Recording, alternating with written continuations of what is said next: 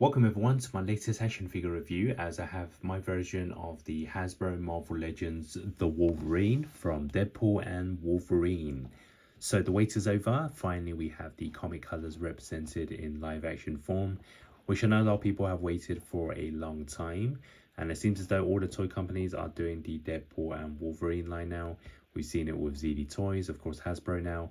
Tomotion Nations is releasing very soon, and both Diamond Select and Mezco have also made the announcement. So I've already pre-ordered the SH Figuarts version, so I was kind of contemplating on whether to pick this one up as well.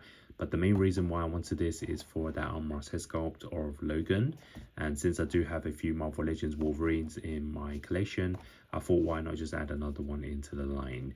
And I'm going to be honest, I didn't pick up Deadpool simply because I just didn't see a need for another one, since I'm going to get the SH Figuarts version.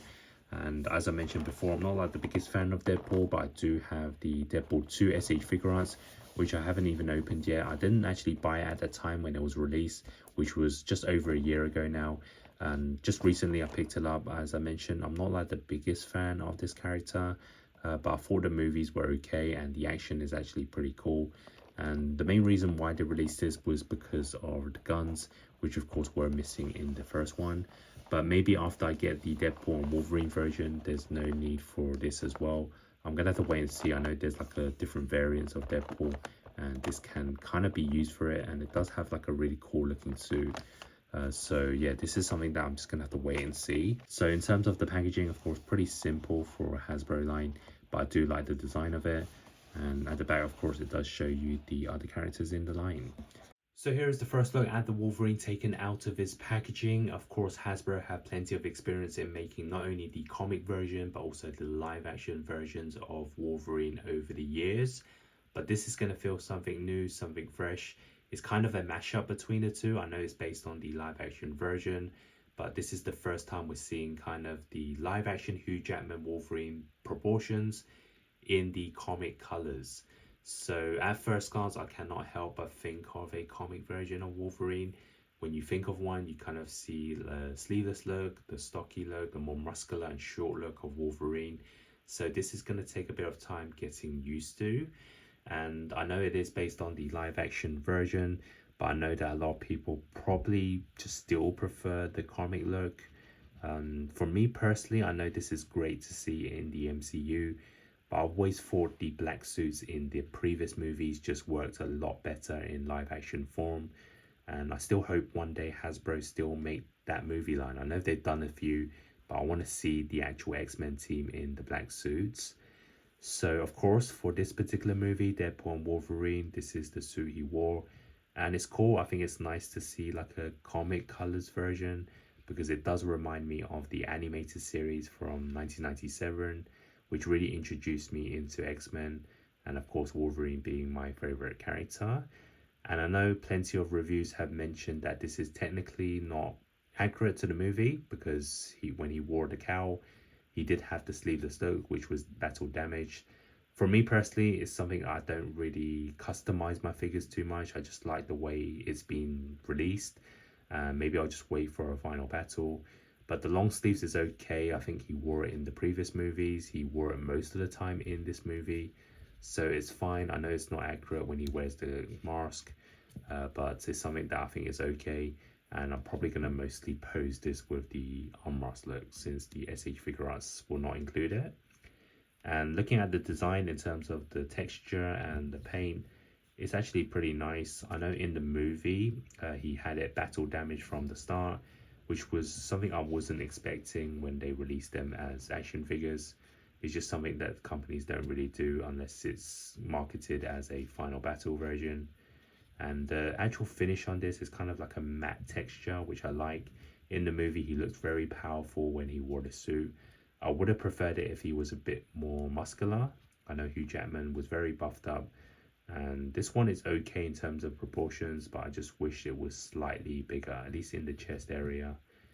So everything about this, I think, is nice first impressions.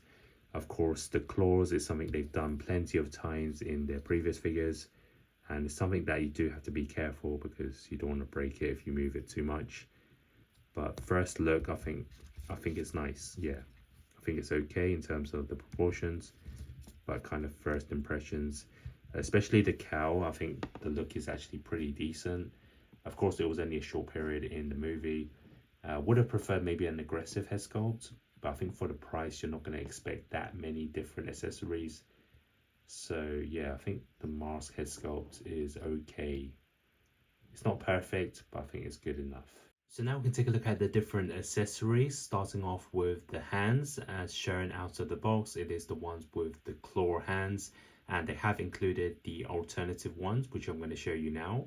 So this figure includes a set of alternative hands which are different on the right and left hand side. So we have the closed fisted hands for maybe some punching poses, and then on the left side we have more of a natural look or a grappler hand. Maybe you can hold on to a bottle or some sort of item, and it's nice to have this bonus. Of course, you don't just want Wolverine with the claw hands, but it would have been better if they maybe included another set of claw hands with maybe a different shape or with some blood on it, and have maybe 3 sets of hands. And I know Hasbro are kind of on a budget, but this is kind of a look that I think most people will probably not use and just go for the claw hands. But I think it is important as well to have these hands. And here is the alternative head sculpt placed on, which of course is the arm rest look. And I must admit, this is one of the best looking sculpts I've seen Hasbro do for a while, and they are improving year by year, and no doubt this is an excellent sculpt of Hugh Jackman, Logan. And yeah, I'm really glad that I did pick this figure up simply because of this arm rest look. And it's very disappointing that Nations will not include one. I will probably have to pick up a third party, but this is no doubt a look that I really like, and especially as it pairs up well with the long sleeves. So yeah, I know that again you could have maybe included like an aggressive face sculpt instead, but I'm really pleased with the way they've done this. And one other thing, of course, is that it's very different to my other Wolverine Marvel Legends in terms of the look, of course the hairstyle, and it is just kind of like an older version of Logan. So yeah, this is something that I really like.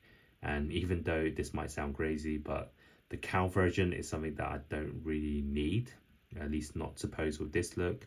I think the arm rest look is probably the one that I like more. And yeah, it's just something that is more of a classic look, I guess, in the Fox movies, when he always had this kind of arm rest look. But I know that a lot of people probably disagree and say that they want the mask look for Wolverine, but this is just something you cannot deny is an excellent sculpt. So yeah, I know that some people may customize it with the sleeveless look, but I think I'll just leave it as it is. And next up, we can test out the articulation of the figure. So the movement, let's start off with the head sculpt. So it can turn side to side, no problems, 360 spin, and it can kind of tilt side to side. It's very stiff out of the box, of course, which is a good thing. So you have movement downwards, upwards, no problems.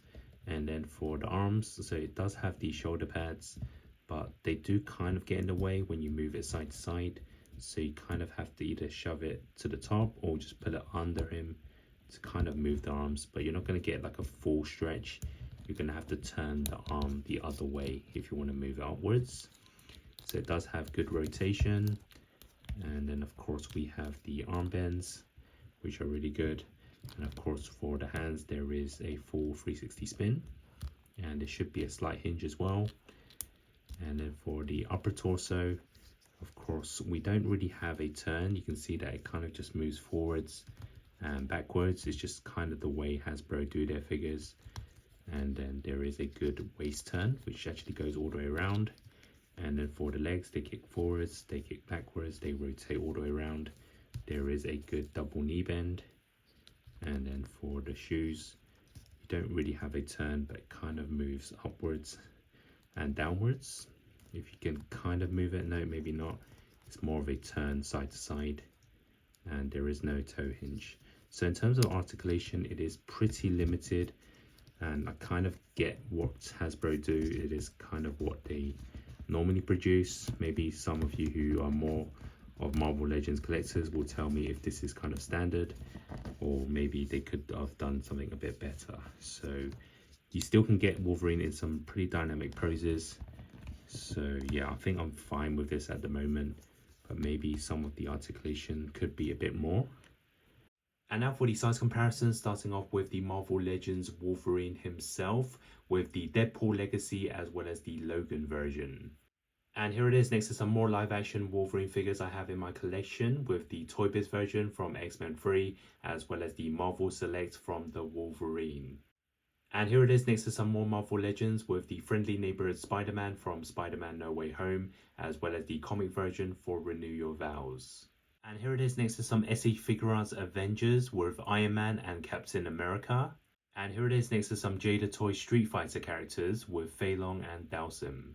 So now for my final thoughts on the Hasbro Marvel Legends Wolverine from Deadpool and Wolverine. No doubt this is a great figure to add into the collection, as it's the first time we're seeing the live action Wolverine in the classic comic colors.